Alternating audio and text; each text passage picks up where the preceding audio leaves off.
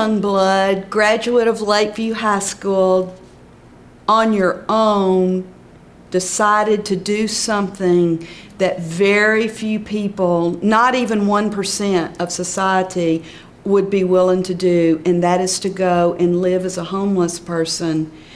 And you didn't do this because you thought it was funny. Right. Why on earth would you do that? Could you go back and tell us when you did this and why on earth you would do something like this? And I admire you so much, Andrew, for doing something like this, because you didn't do it for people to pat you on the back. Right. All right, so talk to us. So about a year ago, from about this time, I was reading a book, just kind of, God was really working in my heart, really working in my life, and I was reading a book called Irresistible Revolution by a guy named Shane Claiborne. And he was talking about how he grew up in a Christian home, and he kind of was very blessed, and he went to Bible school, and he's reading about Jesus, and he's reading about the compassion that Jesus had and the people that he hung out with and the poor and the needy and all that kind of stuff and the sick. And he just felt a call and this was in Philadelphia, and he went and he lived on the streets with people in Philadelphia while in Bible school. And I just felt in my heart at that time that that's something I needed to do. I just felt God just really impress on me that, you know, you've grown up blessed, you've grown up in church, you've gone to church your whole life, yet you've never gotten your hands dirty for the kingdom of God. You don't know anything about that. And how can we possibly know if we hadn't walked in their shoes? Right, exactly. Okay, so how long ahead did you plan this? About that time, about August of last year, In the heat. Well, I decided to do it at that time. Okay. But I actually decided that it would be better for me, or harder for me, and more realistic for me to go when it was cold. So I decided in August to go the week before Thanksgiving in November. So it was like November 20th or something. And how did you pick where you did it? I thought that, you know, home would be the best place to do it. The people that I'm around all the time. But how did you decide on the places in this area? Well, I knew that the Salvation Army had places that you could stay. I knew that they offered, you know, meals every day for people. But other than that, we were just going to find a warm place to sleep. So you didn't do it by yourself? Right. Okay, tell us about that. A friend of mine named Josiah Fernandez, who was playing in a band with me at the time, guitar player, also went to Lakeview, graduated from Lakeview. He's a little younger than me. He's 21. I'm 26. And so we were just kind of kindred spirits, just kind of brothers, and just both. I told him about what I was going to do. And Luke, you know, Jesus sends the disciples out 2 by 2 to go to the places that he's going to minister to. And there are reasons for that. Right. So you picked your time around Thanksgiving, and you decided to stay here in your hometown, and then you picked a certain number of days. Did you pre-plan that out? Yes, ma'am. We were going to do a week, 7 days. And were people in your family nervous for you? Did they worry about you? What they did, absolutely. And what's crazy is they were very supportive, and neither of our families tried to talk us out of it. And they didn't sneak food to you? No, they didn't. Surprisingly. Did they come and check on you? They didn't do that either. Because you requested. Right. Okay. And so I'm pretty sure that my mom, you know, really did take the pray without ceasing to heart. I'm pretty sure she prayed 24 hours a day for a whole week. I would have too. So you start with day one. It's kind of hard to go through all of that because it kind of goes together. But the first night I just want to share this part because it's kind of crazy. Josiah Fernandez is the guy that went with me, and we decided to do this, you know, months before. And on our way home from a gig, we were gonna get into San Angelo and go and do this. And on our way home, or right before we came home from that gig in Dallas, he got a call from his family saying that his uncle passed away. And so, you know, on the way home, I'm thinking, are we going to do this, whatever, and just the Lord spoke to him, and he decided to go ahead and go through it. Nobody would have faulted him for not doing it. Certainly not. But he just decided to go ahead and go through it. And so as soon as we got home from that gig, it was about midnight that night, we went out and we hit the street, and we slept on the street that night in the parking garage over by on Tuig. And So that was the first night. And Were there others there sleeping, other homeless people? there weren't that first night. So you stuck your toe in. Okay. We were just looking for a place to sleep. Certainly. And so we did that. And could I interrupt you? Sure. Where do you think most homeless people in San Angelo do sleep? I think around this time of year, it's fair game. It's wherever they can find a place to sleep because it's warm enough. A lot of times at the Salvation Army, when it starts getting cold, yes, they'll come in and take advantage of that. And they have, I think it's a certain temperature that if it gets below that, then they let people in and go sleep there. But it's all over town, I believe. But at Salvation Army, there's a limit to the number of nights. They can't go for indefinitely. Right. I don't know what it is, but it's not a lot. Right. It's 2 nights, and we found this out. Okay. It's 2 nights every 90 days, 2 free nights every 90 days. And then they also have a program where you can stay an extra couple nights if you go out and look for a job. And so we took advantage of that as well. And so out of 3 months approximately, homeless folks know that they can go 2 nights to Salvation Army. Right. Are there other places in town they can sleep? While we were out and doing this, I ran into a guy that we had been eating with at the Salvation Army, and he said that there was a place off of like 29th MLK, kind of that area, that there's a guy that has like a barn in the back of his house, or like a shed that he actually, when it gets cold, he lets homeless people stay there. I'll be. And also there's some churches like Freedom Fellowship. I talked to the pastor there, and after the breakfast that I spoke at, he said that you take people in, and they've taken people in as well into those. When the weather's places. bad. Mm-hmm. Okay, so keep going. The first night y'all slept in the parking garage downtown. Right. Did you really sleep? Not much. It was really cold. What did you have with you? We just took the clothes that we had on our back. I mean, we knew it was going to be cold, so we had jackets, and we had, Which some homeless don't. Right. So we had that, and we had our Bibles and our backpacks and our journals, and that was it. Okay. So you made it past the first night. We did. Then what?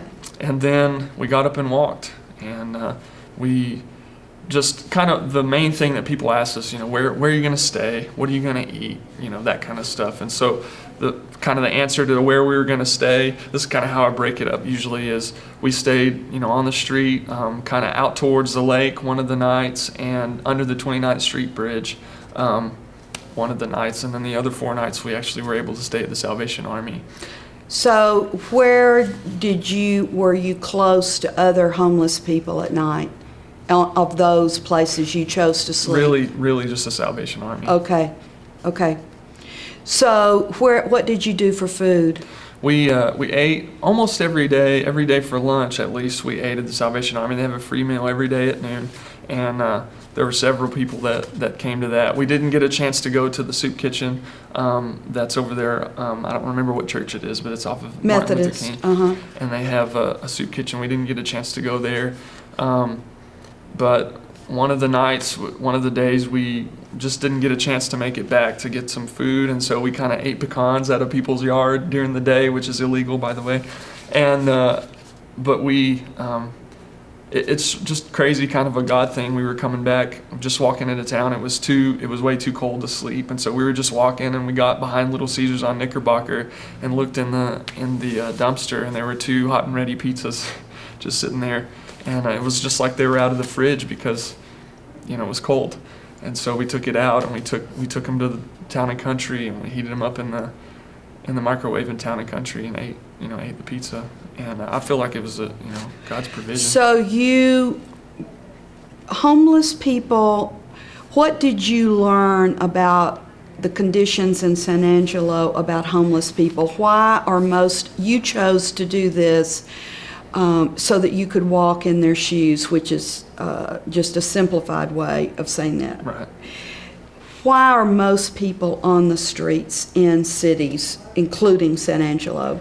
I think that there's a couple of ways. There's a couple of different groups of people, and kind of just over time thinking about it, and we talked about this at the prayer breakfast. Somebody asked me a question, well, what's the difference between these groups of people? And I think that they're professional homeless, they're bums, and they're people that kind of kind of the traditional take advantage of people, just ask for money but really don't live homeless.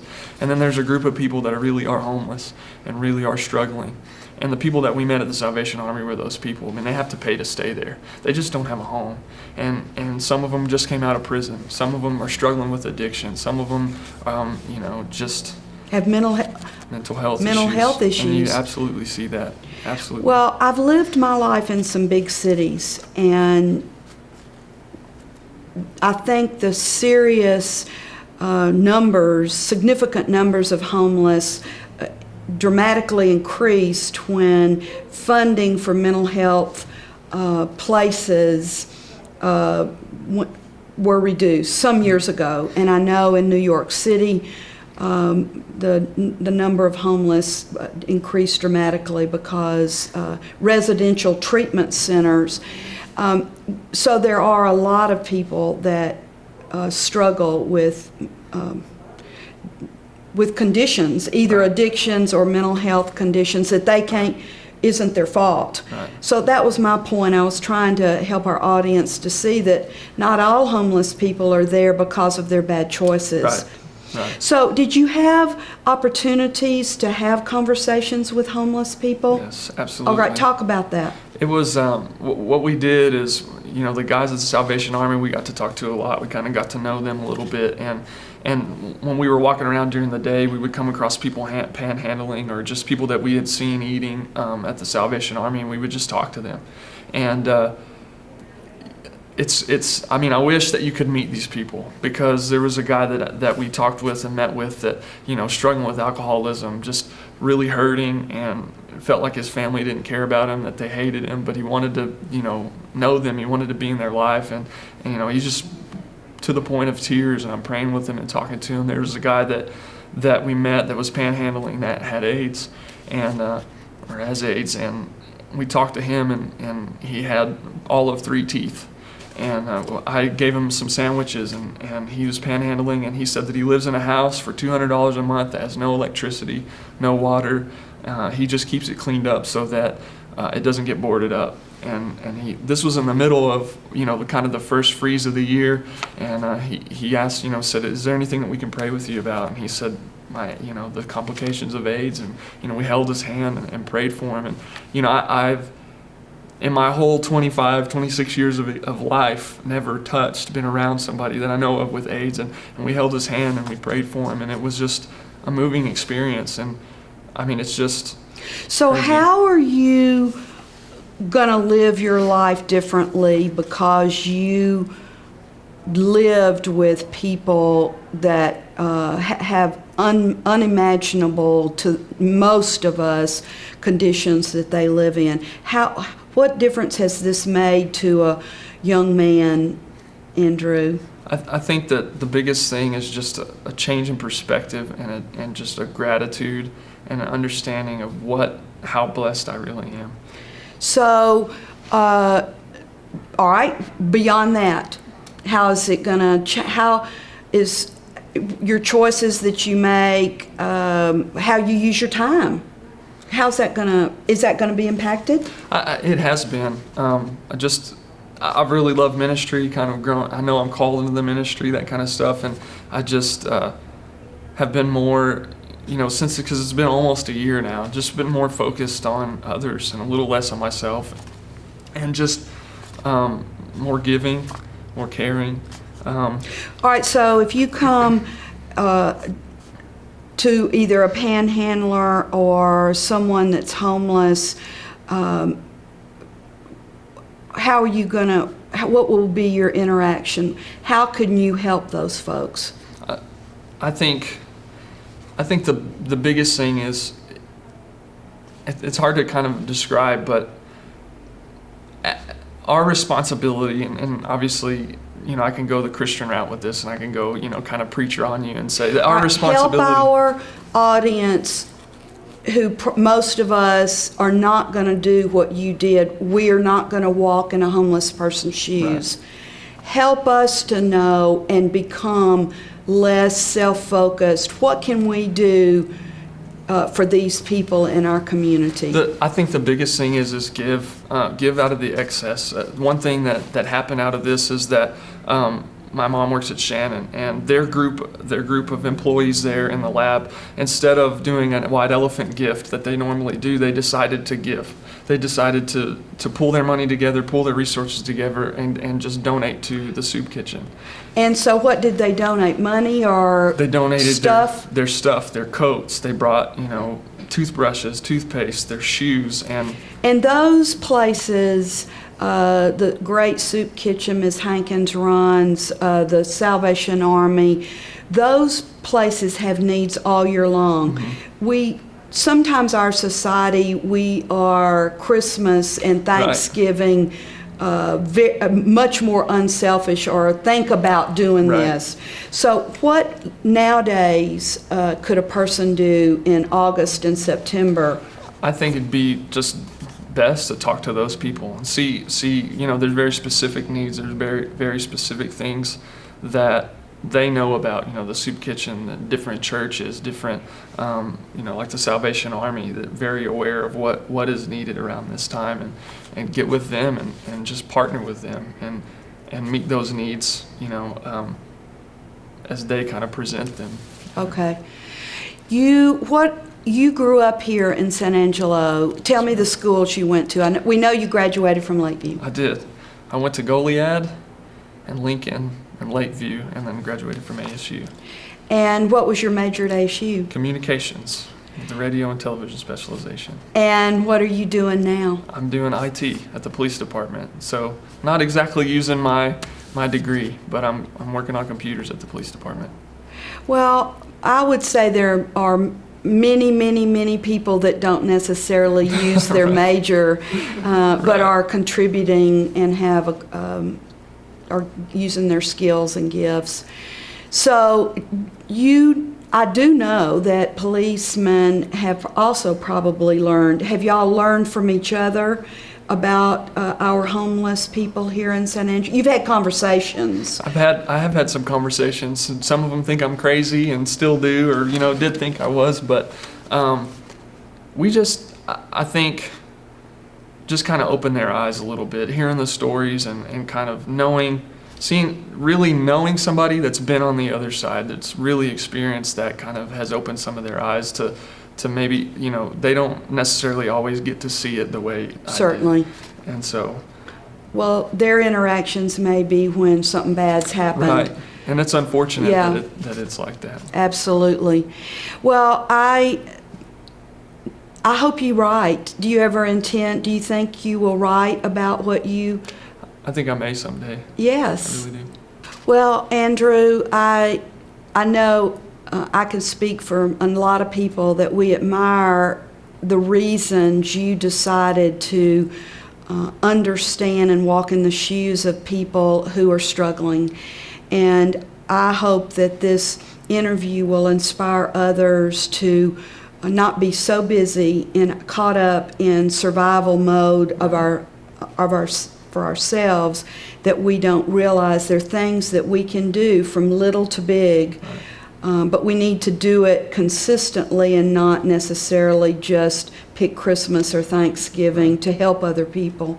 Thank you so much for your unselfish heart, and we'll all look forward to hearing future Andrew Youngblood experiences. I don't think you're crazy, and I don't think our audience does. I think we see a young man who longs to help his world and to do what he's called to do.